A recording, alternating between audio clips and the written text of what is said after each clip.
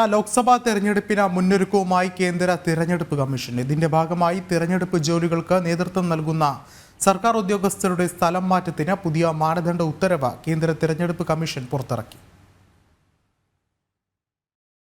അടുത്ത വർഷം ജൂൺ അവസാന വാരത്തിന് മുമ്പേ പൂർത്തിയാക്കേണ്ട ലോക്സഭാ തെരഞ്ഞെടുപ്പ് നടപടികളിലേക്കാണ് കേന്ദ്ര തെരഞ്ഞെടുപ്പ് കമ്മീഷൻ കടക്കുന്നത്. ലോക്സഭാ തെരഞ്ഞെടുപ്പ് കൂടാതെ ആന്ധ്രാപ്രദേശ്, അരുണാചൽ പ്രദേശ്, ഒഡീഷ, സിക്കിം എന്നീ സംസ്ഥാന നിയമസഭകളിലേക്കും അടുത്ത വർഷം ജൂലൈക്ക് മുമ്പേ തെരഞ്ഞെടുപ്പ് നടക്കുന്നുണ്ട്.